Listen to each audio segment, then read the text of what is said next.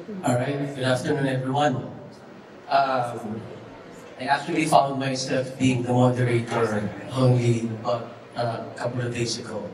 There was supposed to be three of us, there's two of us. So I think we can spend more time doing the Q&A later with you, the audience. Um, so our topic is about the cost of standing still in a digital world. So it's really about business as usual. Is that the right way to do? We all know that for those of you who are in IT operations, we still have to keep the lights on.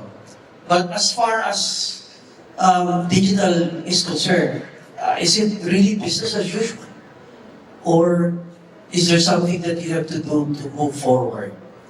So my first question to my dear friend here, Edison, is that how can organizations realistically make themselves ready for digital transformation?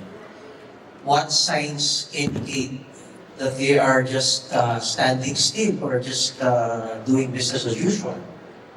Yeah, good afternoon, everyone. Yeah, thank you, Alex. Just to actually assess the readiness of organization, an organization can actually use this well-used methodology, which is basically the digital maturity model. This actually model evaluates the level of organization's innovation and digitalization as compared to the four domains, which is basically people, process, culture, and technology. But of course, setting aside the COVID incident wherein those things were basically eradicated. Because at that point in time, we all know during COVID, people adapted to technology. Culture, which is basically a challenge in digital transformation, was set aside and embraced technology.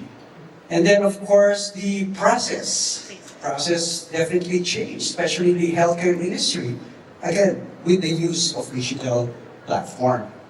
Now, of course, technology, unfortunately for some, but a lot were not able to cope with the actual technology. So, readiness is something that should actually be always be done as part of a culture, as part of a discipline.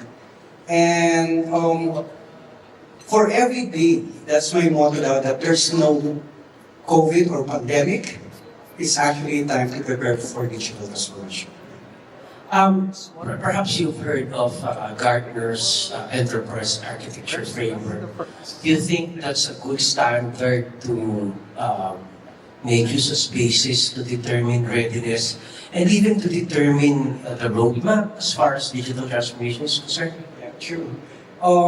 Again, in the healthcare industry, apparently, unfortunately, a lot of hospitals are really scared to adopt technology because that's not their core competency, that's not their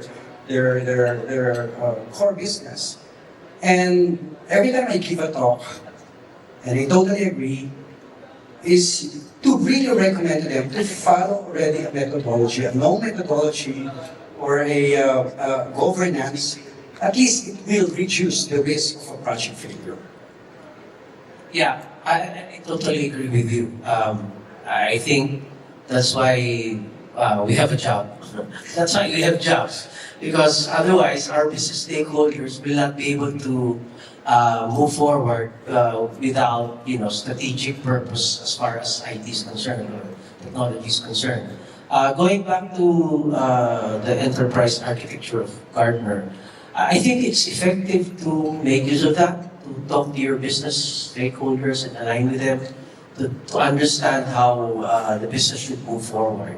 So, there are basically three levels, right? The systems of record, the systems of differentiation, and the systems of innovation. So, if you explain that very well to them, and you come to an understanding that they want to achieve a certain level only, if they want to only to capture data, and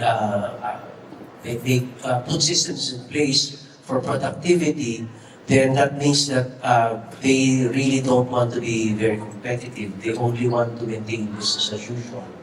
So that goes back to the question that I put on the table earlier on, right? So where do you see your organization moving forward? Are you gonna keep business as usual, or are you gonna go? Going to fully accelerate on digital transformation? Um, this is the reason why in any digital transformation, it has to be governed by the top. Okay, why is that?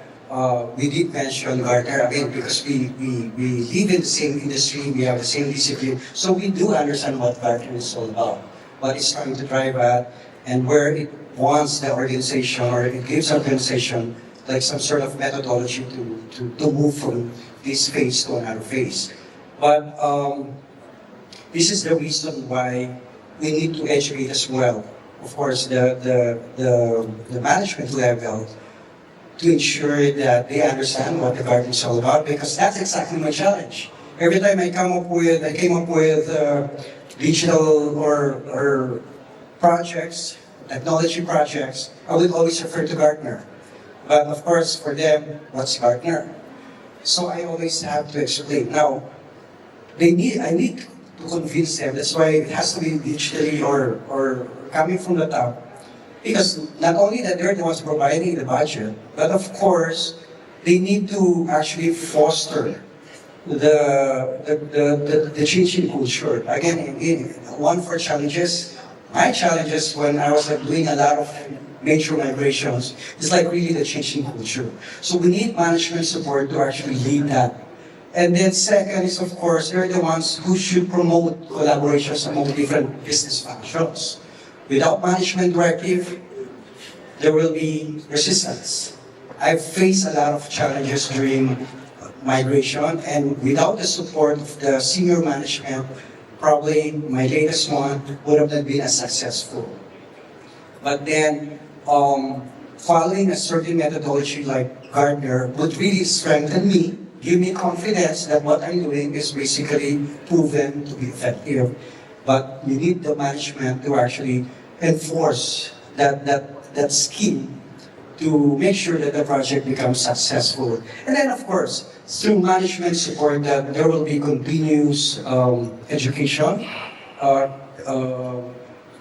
expertise build-up within the organization, and the intention is primarily to make sure that the organization can stand on its own.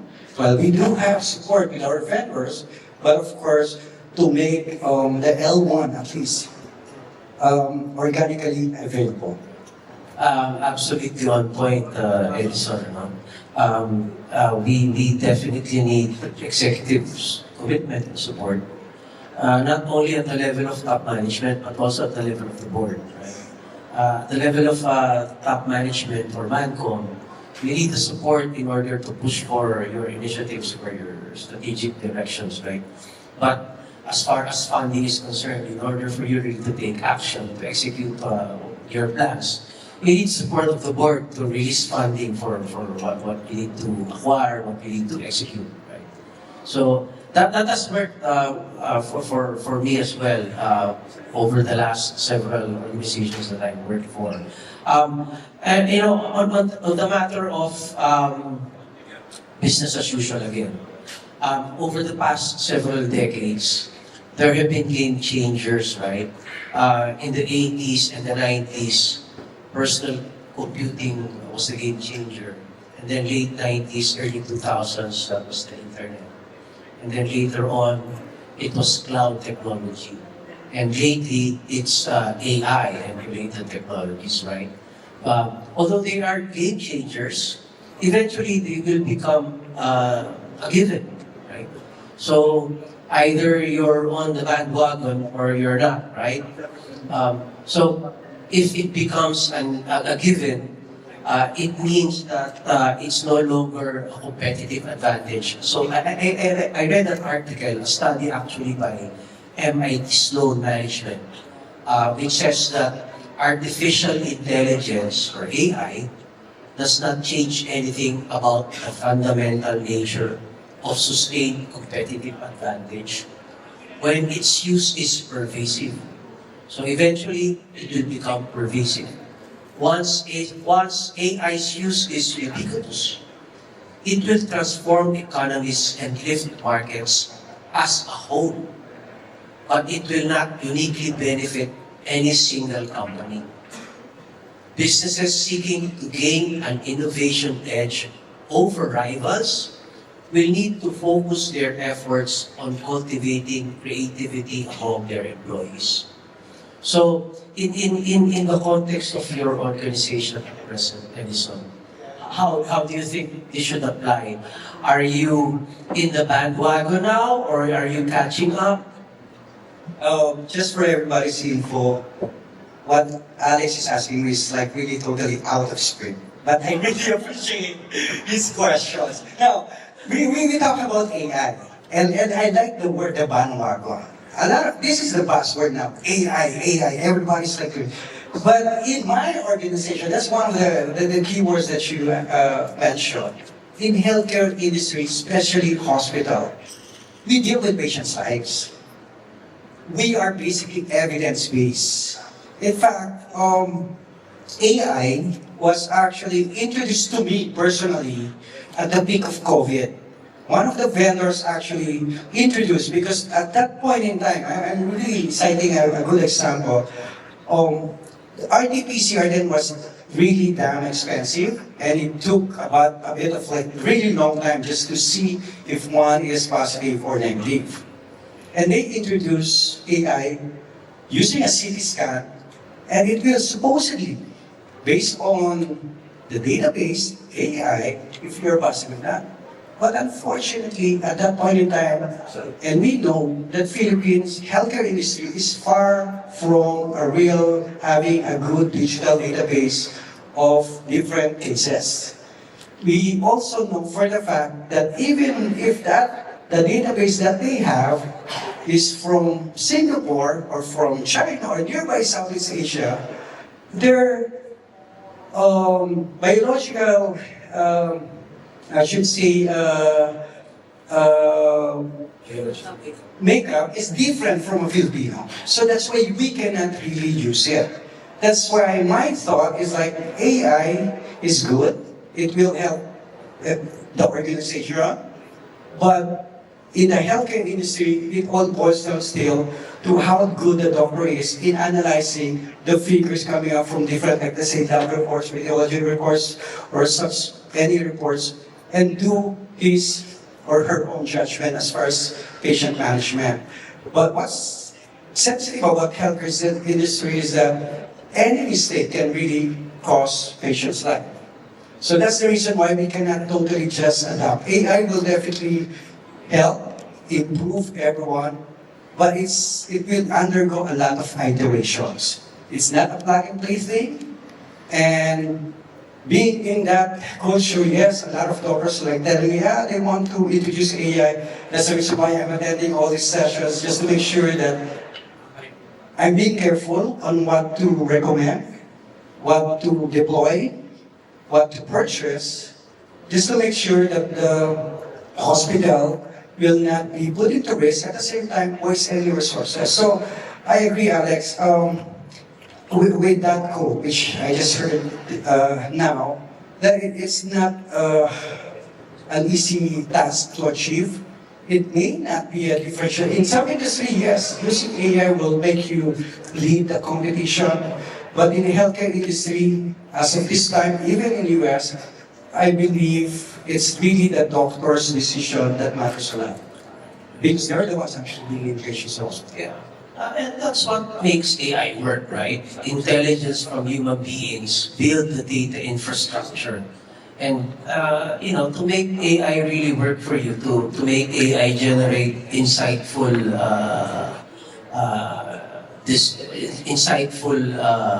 information and decision for you, you have to build a robust data infrastructure.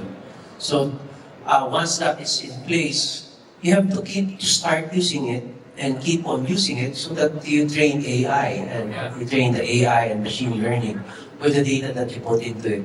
So I think it's just a matter of getting things started and building data from there. Right. In actually building in the digital transformation, taking on from what you said, the infra is critical. Okay.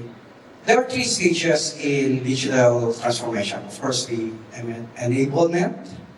Next will be the optimization. And then, of course, the transformation. Now, for the digital enablement, this is the most, the hardest one. And because also this requires a hefty investment in an organization.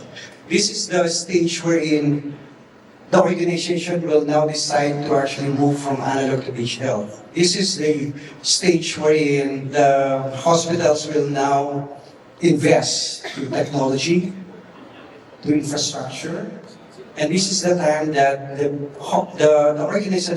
organization will now start hiring skilled IT people to actually man the shop. Now, this is actually what really happened to me in Manila Doctors, and your question is really timely and applicable. In 2019, when I joined Manila Doctors, that was just in June.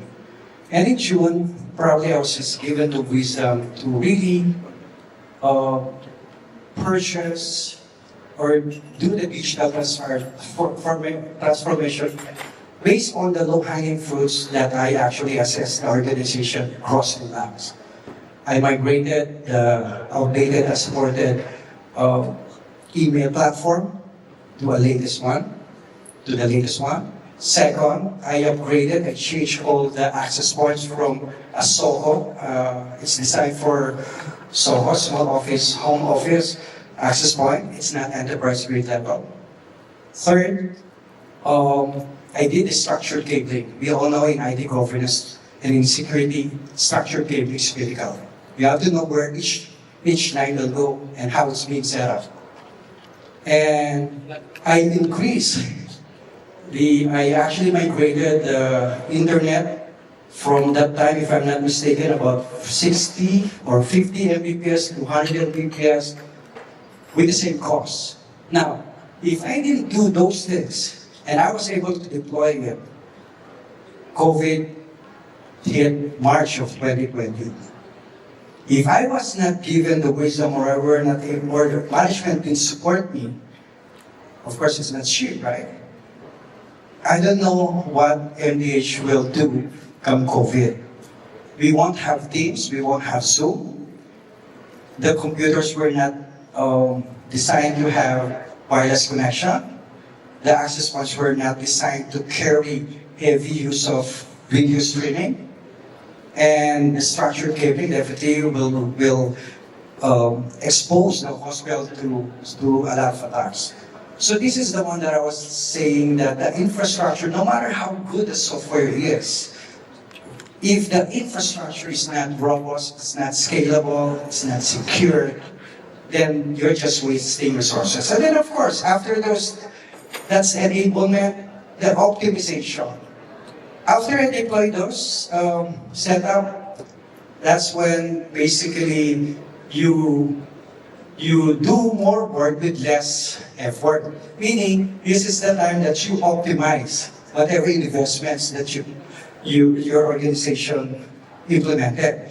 Interoperability, and then shifting everything to some platform that will delight the customer, and so forth and so on. That's basically optimizing your resources. And then of course, the digital transformation. While the enablement and then optimization were driven by technology, the digital transformation is driven by the business transformation.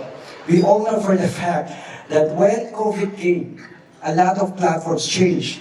In the healthcare industry, this is where the telemedicine was basically required badly, because of course people were scared to go out. And then of course the payment architecture now, what used to be on a cash basis can now be through an app payment. So those things that are transformation. But it all boils down, Alex, to the infrastructure which you just mentioned. Right, right. Yeah, you did talk about COVID, you know, when COVID started, people did not have a lot of time to adjust, right? So IT did not have a lot of time to adjust. We were forced to make changes so that people can work from home, work from anywhere, anytime, right? But now, at this point in time, I think we have that luxury to take a step back and prepare the organization and really look into change management. So, what to your mind is the right strategy to prepare people towards shifting as far as digital transformation is concerned? Last September 7, last year, we actually migrated to a legacy system to hospital information, a real hospital information system. So, given my experiences when it comes to migration, I knew for the fact that change management will play a critical role. So change management doesn't happen only before any digital transformation happens. It will actually happen or needed more post go live. In fact, one of the things, because given that no matter how communication you do prior to go live, especially in the industry where I am, wherein of course the focus is more on the patient care, and I deal more with senior doctors, senior consultants. Of course, they don't care about, they love technology, but they don't like technology projects because it will require a change on the way they do things, part of the governance.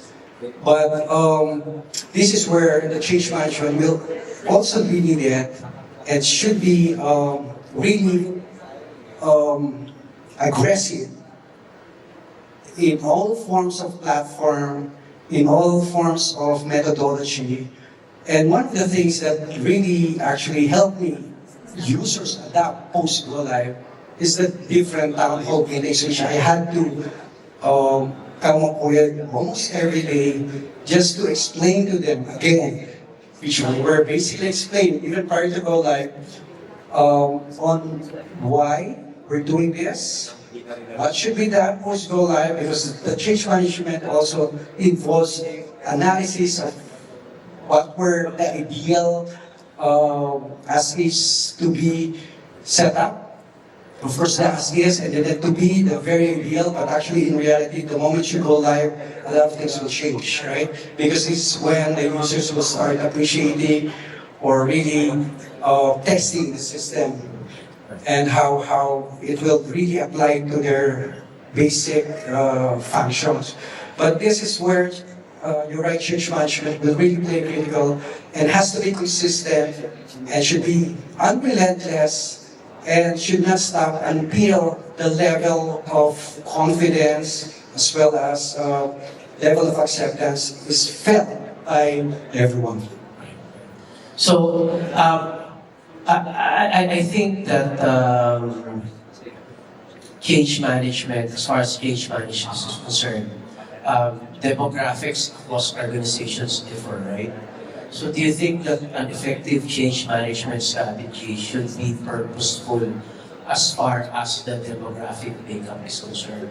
So there are millennials, in some organizations, the majority are millennials and Gen Z. In other organizations, there are still a lot of baby boomers and Gen Xers. So do you think an effective change management strategy should take purposeful steps towards understanding the demographic makeup?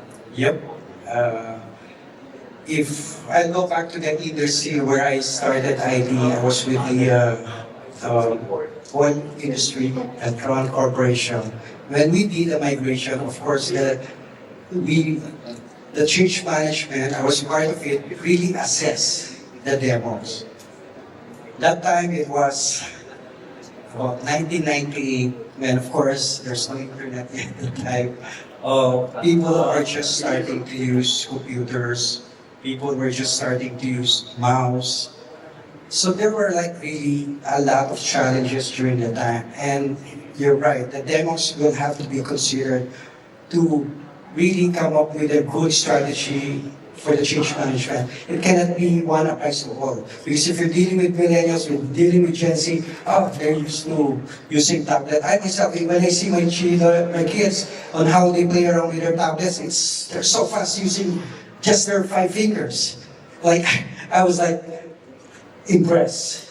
But even if I'm in the IT world, I'm not as fast as them because, of course, the exposure to the different forms of computers, for them, of course, the more later one, as the traditional. And that's where basically the strategy when it comes to change management should really be differentiate the types of users, the demos, as you mentioned, and basically also the proximity as to where it is. Now, going back to Petron, I was like based in Metro Manila, but of course we have depots or offices in the far-flung areas. Of course, they're not exposed to the kind of, even the languages that we use in the United. So a lot of things should be considered to come up with a good change management strategy. I appreciate this question. All right, all right. One last question before we go to the audience. What's your, in a single statement, what's your fearless forecast as far as digital transformation is concerned? What's the what technology do you think will impact the industry the most in the next 3 to 5 years? Obviously, of course, the AI will definitely have significant impact. Just to again share my recent experience, the next project that I'm looking at after this major migration last year is the deployment of an ERP system. Of course, my exposure to the two big organizations that I came from is the usual traditional deployment. But when I attended one of the sessions about AI, wow, it gave me a different perspective. With the use of AI now, and that's why I'm coming, I was like talking to that vendor to really come up with a POC. It will make my life easier. The architecture will be a lot simpler. And to the point that, bottom line, it will save the organization in the costly licenses. So, wow, I think definitely a lot of schemes will change. And I really encourage all IT practitioners to really, and that's what I'm doing to my staff, to really educate themselves, attend as much conference as they could, just to expose to them, not necessarily buying the platform or the solution, but to really give them an idea that there's such a thing existing already. Which during our time, I'm older than you yata, by now it's not really existing yet. So really, a lot of things are now changing, and I really envy my previous bosses in IT, where in IT was a lot simpler. They're just talking to their mainframe, they're just talking to all the workstations. But now, the IT now is, the CIOs now are more complex, and basically leads the organization now when it comes to digital transformation. I remember, I think we're same age range. I remember, a decade, 2 decades ago, ERP was just back office, right? Just simple workflows. But with AI incorporated in the ERP platforms, ERP is so much different now. So with that, I think we go now to the Q&A portion with the audience. So before anything else, I don't know if this is an old joke, but the CIO has so many meanings. One is of course, the CEO, Chief Information Officer. CIO can also be Chief Innovation Officer. CIO can be Chief Integration Officer. But if the project fails, career is out. See? That's a good one. All right.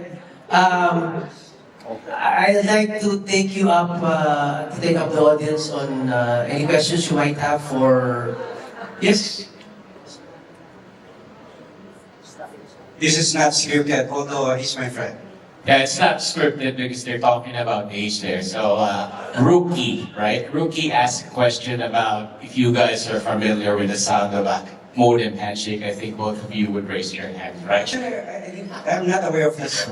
So, digging, right? Just a premise to the question is digging in your experience. Alex, you mentioned about Gartner Enterprise Architecture. So that's really a continuous process, right? So it's not like a per project based.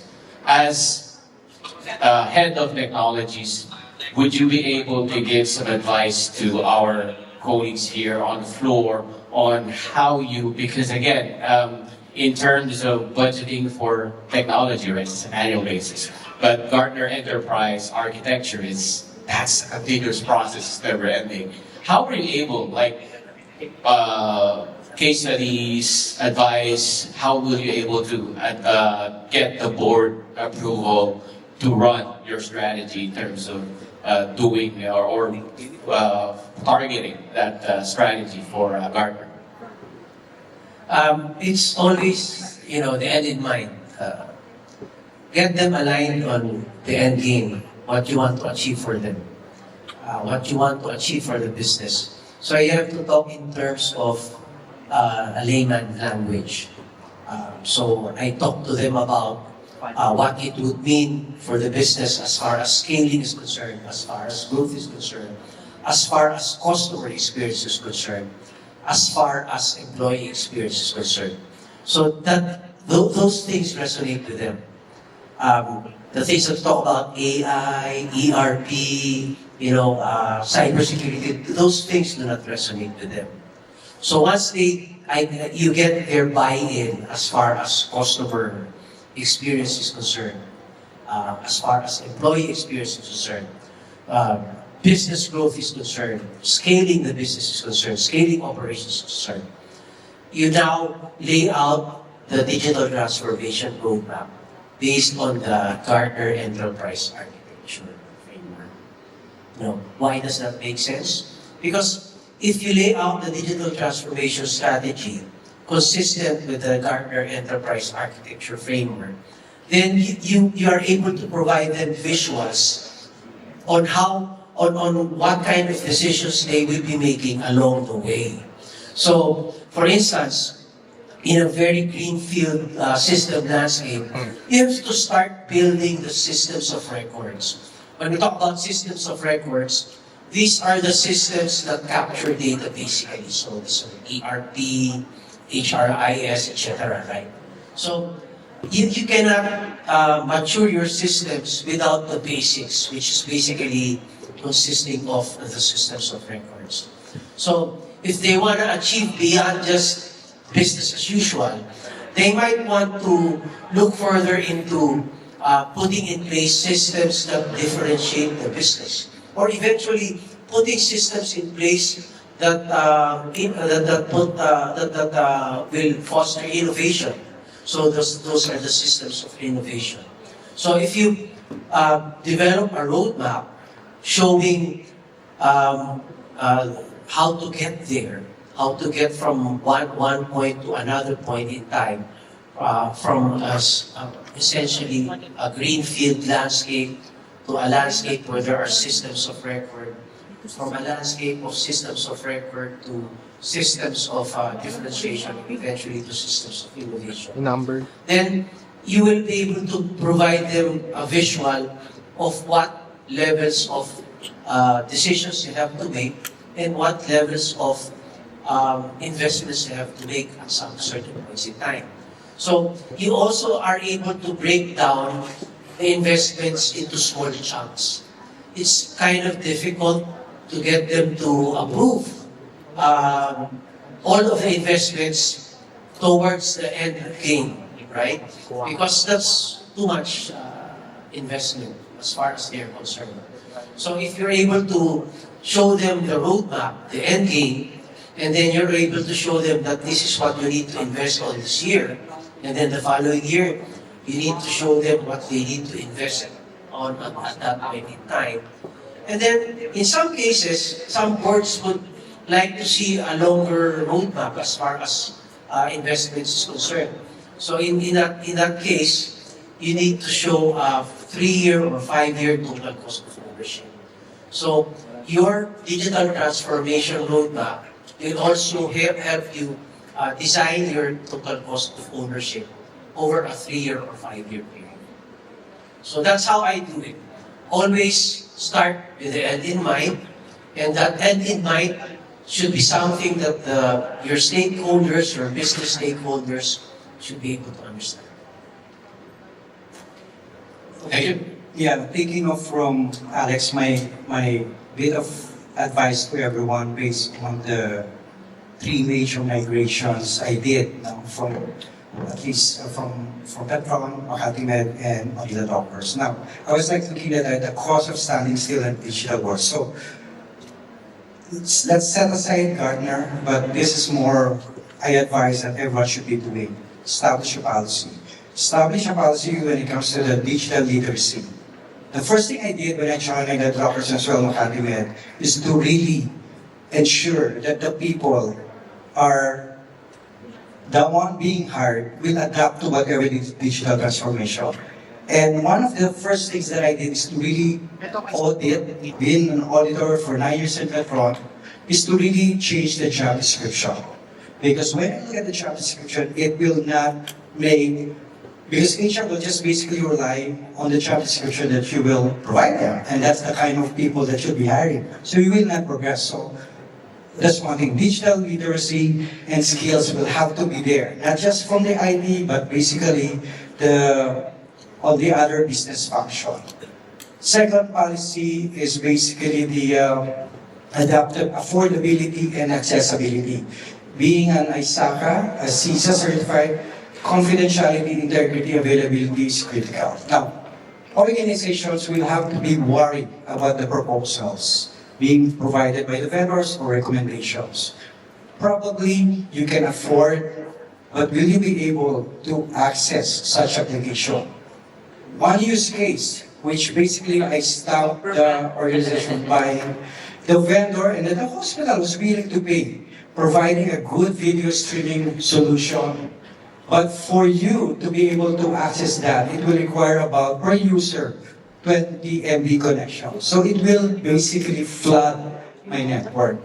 Accessibility. So you have to balance the two. You have to have a good policy.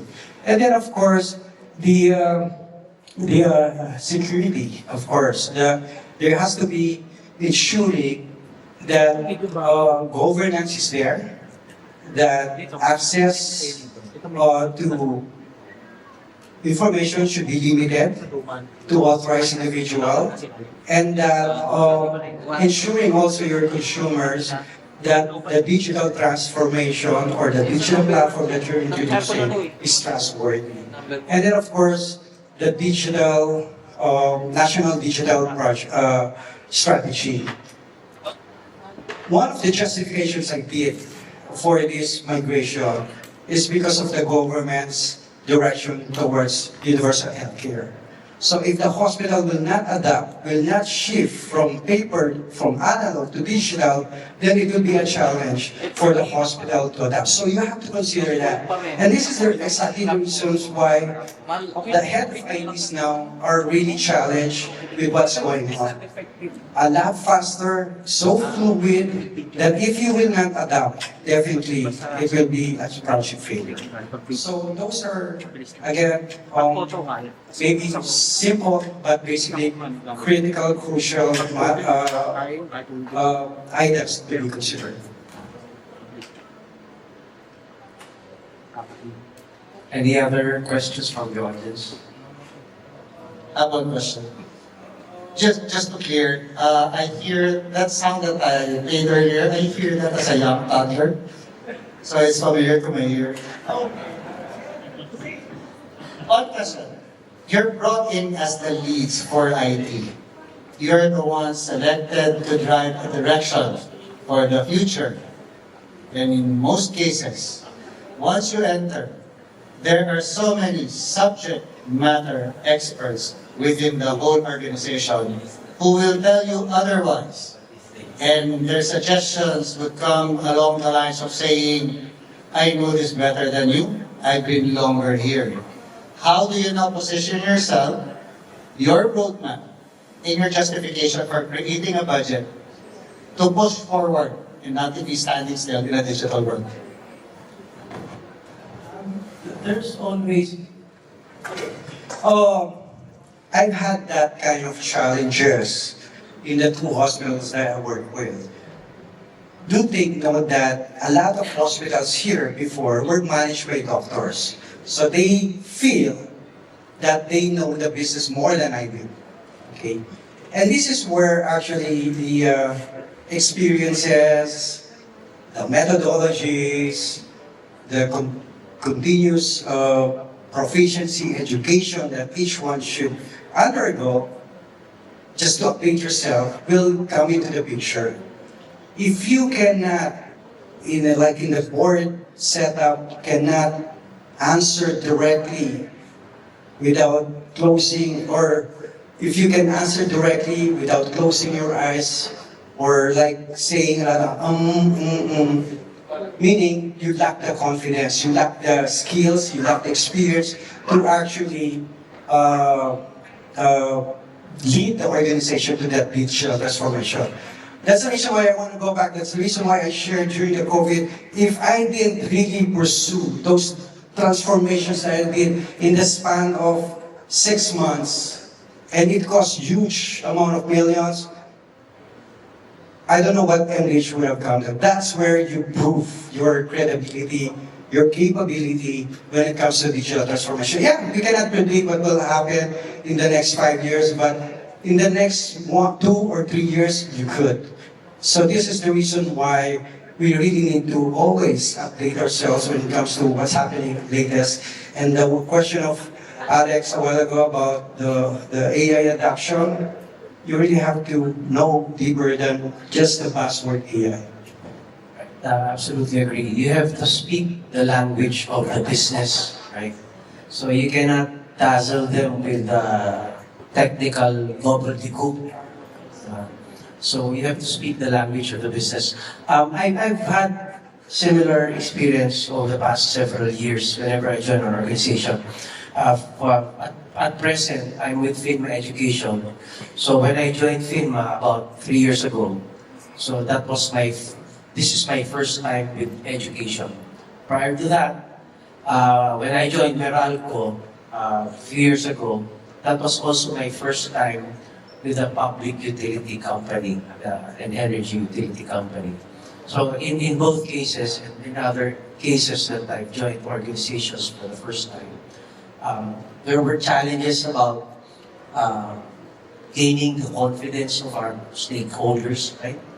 So I have to show them that you speak their language, you understand their pain points. But it's not as easy as just being there and understanding their pain points. You have to talk to them, you go down to the ground, stick your ears on the ground, and commiserate with them to understand their pain points.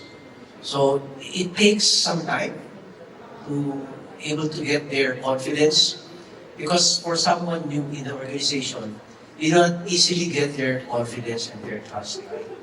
Especially in organizations where the old-timers always feel that they know what's best for them. That is always the case in many organizations. So my short and quick answer is speak their language. And owning the responsibility.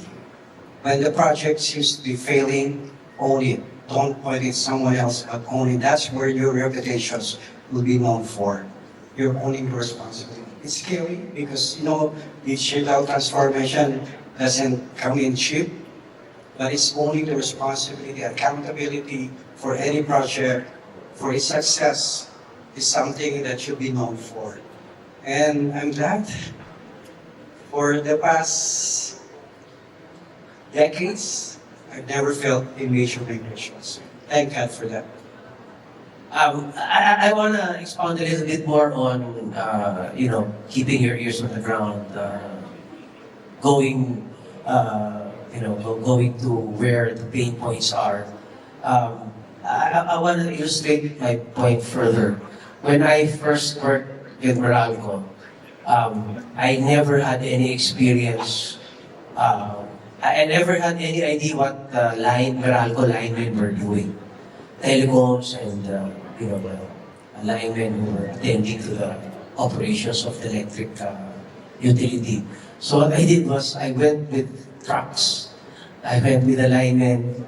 I went up the mountains to climb the poles, not necessarily poles, not literally up the poles, but up the mountains where the transmitters are.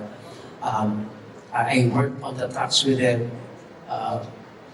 And really got to feel their pain points and understand where they're coming from.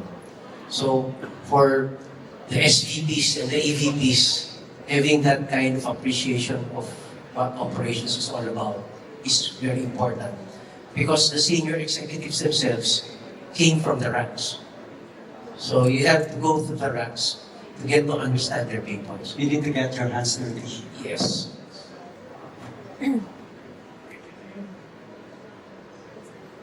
Anything else from the audience? Apparently, we're running out of time for Alright. that. I'd like to wrap up. All right. So in wrapping up, we talked a lot about AI, which is a game changer. We've talked about business as usual as not a good option for any organization, not unless you want your organization to just be hanging around and just be keeping up with the bandwagon.